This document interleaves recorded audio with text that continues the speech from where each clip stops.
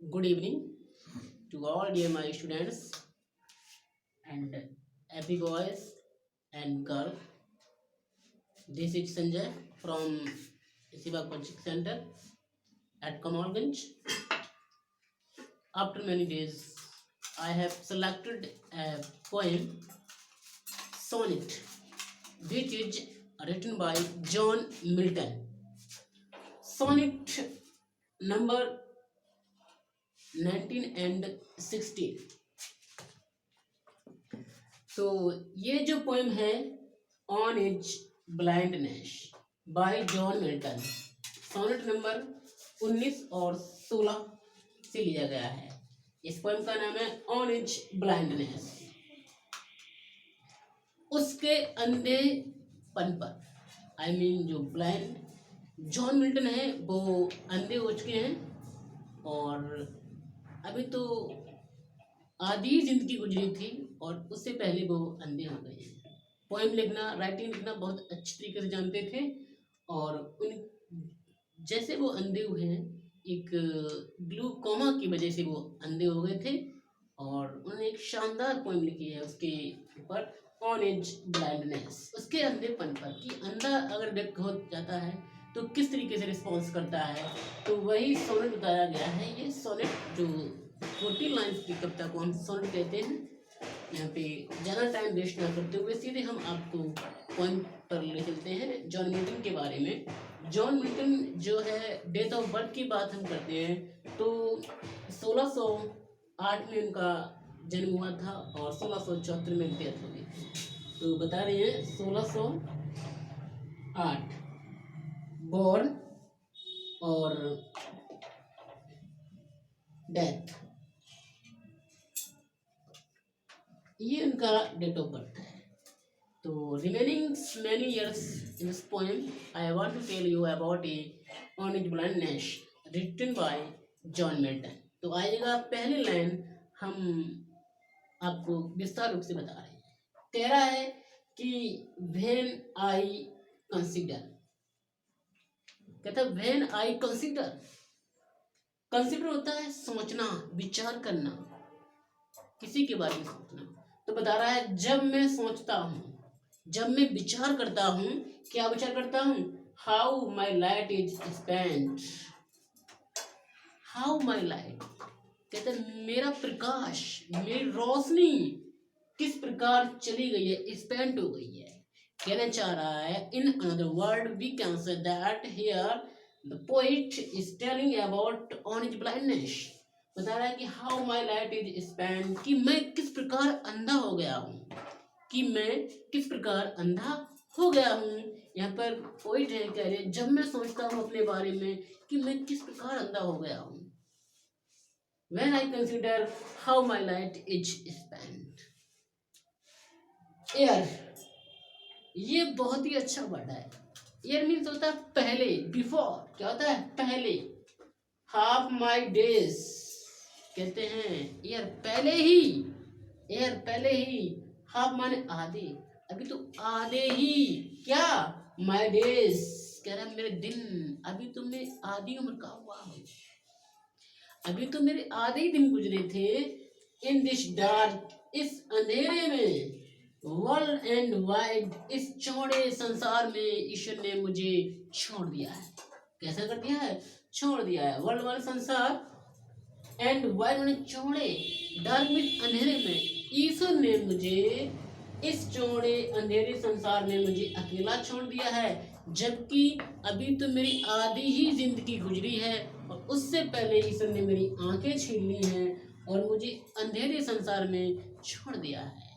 और क्या कह रहे हैं, and that one talent, talent जो मेरी योग्यता है, वन टैलेंट जो मेरी योग्यता है, टैलेंट होता है एकदम तरीके से योग्यता है, जो मेरी योग्यता है, विच इज डेथ, कैसी हो गई है, डेथ मीन्स बिल्कुल इज गॉन, विदर्ड हो गई है, चली गई है, डेथ हो गई है, छिप चुकी है, टू हाइड हो गई है, कैसी हो गई है, मेरी जो पोएम लिखने की योग्यता है, क्षमता है, वो कैसी हो गई है, एकदम डेथ हो गई है, मर सी गई है, मैं कुछ भी नहीं लिख सकता हूँ।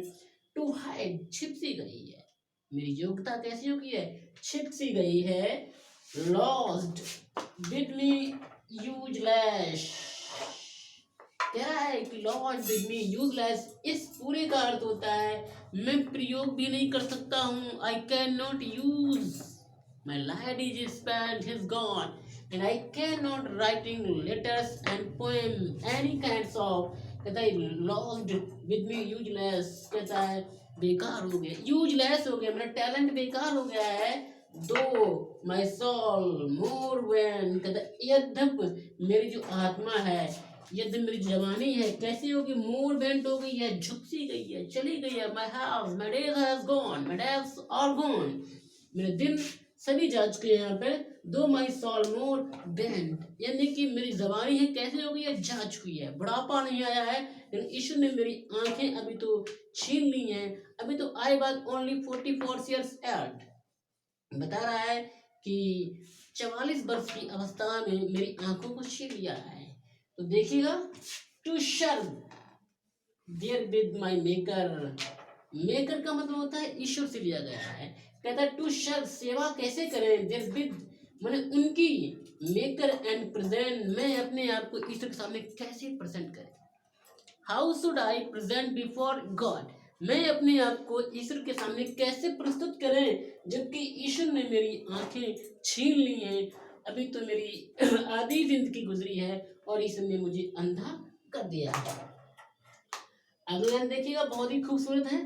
माई ट्रू अकाउंट, कह रहा है जब मेरा सच्चा क्या जाएगा, लेखा जोखा, ट्रू अकाउंट होता है लेखा जोखा, जब मेरी हकीकत क्या होगी, लास्ट, जब मेरी हकीकत ईश्वर के पास जाएगी तो क्या होगा, देखिए लास्ट मीन्स होता है कहीं ऐसा ना हो, कहीं ऐसा ना हो, ही रिटर्न शायद मैं वहां पहुंचूं और ईश्वर मुझे वहां ऐसा ना कुछ डांट पड़े मेरी। चार्ट भी होता है डांटना, कहीं ऐसा ना हो जैसे मैं ईश्वर के पास पहुंचूंगा, कहीं ऐसा ना हो कि ईश्वर मुझे डांटे ना। मैं इस बात से डरता हूँ, इसलिए डर लगता है कि ईश्वर हमसे कहेगा तुमने अभी क्या किया धरती पे, कुछ नहीं किया है, तुम ऐसे ही चले मेरे पास। तो इसलिए बता रहा है my true account last return to chide. और देखिएगा आगे, doth God exact day, doth यहाँ मतलब होता है does, I mean helping work, God exact day, ये ईश्वर तो अपने काम को एक अच्छे समय पे कर लेते हैं, एग्जैक्ट टाइम पे कर लेते हैं। लेबर लाई डिनाई, कहता है जबकि ईश्वर ने क्या किया है, क्या मुझे अंधे व्यक्ति से काम करने का कोई फैसला लिया है। लाइट डिनाइड, मेरा प्रकाश कैसा डिनाइड हो गया है, जा चुका है, अंधे से लिया गया इस वर्ड को। लेबर लाइट डिनाइड, क्या ईश्वर को यह पसंद है अंधे व्यक्ति से काम करवाना, नहीं। बता रहा आई फोन आस्क, मैंने पूछा, फोन होता है एकदम तरीके से मूर्ख, मैंने एक मूर्ख की भांति पूछा, क्या पूछा है, व्हाट पेशेंट, बड़े धैर्य के साथ, और मेरे एक धैर्य था अंदर मेरे अंदर, टू प्रिवेंट, जो रोक रहा था कि मैं ईश्वर के पास जाऊंगा, वहाँ उपस्थित होऊंगा तो ईश्वर कहीं ऐसा ना हो मुझे डांटे, और मैं वहाँ जाने से डर लगता है, टू प्रिवेंट, मुझे रोक देंगे, वो प्रिवेंट कर देंगे। दैट मरमर शोन रिप्लाइज, और वो क्या करता है लेखक पोएट, वो तुरंत जल्दबाजी में क्या करता है, मरमर होता है बड़बड़ाना, धीमे धीमे अपने आप में बात करना। शूड रिप्लाई, वो तुरंत आंसर देता है, और किस चीज का आंसर देता है, बता रहा है गॉड डथ नॉट नीड, क्या ईश्वर को अंधे व्यक्ति से काम करने की इच्छा करनी चाहिए, कोई जरूरत नहीं है, तो आखिर मुझे अंधा क्यों कर दिया, जबकि मैं इतनी अच्छी पोएम लिखता हूँ और निबंध लिखते हैं, सब कुछ करता हूँ, फिर भी ईश्वर को क्या अंधे व्यक्ति से क्या ये काम करने की क्या आवश्यकता है, नहीं है ना। आइदर मेंस वर्क, बता रहा है आइदर मेंस वर्क, चाहे वो किसी भी मनुष्य का काम हो, क्या ईश्वर को अंधे व्यक्ति से, या आइदर मेंस वर्क और हिज ओन गिफ्ट्स, क्या उसकी योग्यताएं हैं, क्या मनुष्य के कार्य से या उसकी योग्यताओं से, गिफ्ट का मतलब होता है योग्यताओं, बैश कहता है जो अच्छा करता है। मनुष्य मतलब ईश्वर ये कहना चाह रहा है कि ईश्वर कि ही ऑन गिफ्ट हु बेस्ट, जो अच्छा काम करता है, अर्निंग पॉइंट का कहना है कि जो उसकी योग्यताएं हैं उसी के अनुसार इंसान को कार्य करना चाहिए। क्या अंधे व्यक्ति से ऐसा काम सुटेबल नहीं है? यहाँ पे वेयर हिज स्माइल, वो क्या करते हैं, सहन कर लेते हैं। योग दे, वो लोग जो ईश्वर के सामने जो लेबर हैं, जो मनुष्य हैं, वो उनके सामने क्या करते हैं, शर्म माने सेवा करते हैं, माने ईश्वर की, और बेस्ट माने अच्छी तरीके से। जो ईश्वर के दरबार में बहुत सारे इंसान ऐसे हैं जो बिना कहे पूछे क्या करते हैं, गॉड के सामने उपस्थित होते हैं और उनकी अच्छी तरीके से सेवा करते हैं। बहुत ही बेहतरीन पोएम है। और देखिए आखिरी संज्ञा, और बता रहे हैं कि हिज स्टेट, उसके राज्य में, किसके, ईश्वर के राज्य में, इज किंगली थाउजेंड, कहता है किंगली की तरह, थाउजेंड माने हजारों, क्या होते हैं, हजारों। एट हिज वेडिंग स्पीड, और वेडिंग स्पीड का मतलब होता है इस तरीके से आदेश देना, बिना रुके, बिना किसी चीज के। वो हजारों देवदूत किसके सामने आदेश का पालन करते हैं, किसके, ईश्वर के आदेश का पालन हजारों लोग करते हैं। एंड पोस्ट ओवर, और क्या करते हैं, लैंड माने जमीन पे करते हैं, भूमि पर करते हैं। एंड ओशियन, ठीक, कह रहा है ओशियन, चाहे समुद्र हो चाहे जमीन हो, कुछ भी हो, उसके ऊपर विदाउट रेस्ट, कहते हैं जितने भी लेबर हैं, जितने भी मैन हैं, ईश्वर के बिना कहीं पूछे, बिना रेस्ट किए हुए, बिना थकावट के, वो क्या करते हैं, आराम से ईश्वर के सामने उपस्थित होकर काम करते हैं। दे आल्सो सर, वो भी सेवा करते हैं, किसकी, ईश्वर की करते हैं। Who only stand and wait, जो वहां पे खड़े हुए होते हैं और वेट करते हैं, जो वेट करता है अच्छी चीजें उन्हीं के पास आती हैं। तो ये पोएम ही सोनेट नंबर 19-16 के बीच में बहुत ही खूबसूरत पोएम है। तो शायद अच्छे से समझ में आ गई होगी है। अब हम आपको मिलते हैं अगले लेक्चर में, तब तक के लिए हम आपसे विदा लेते हैं।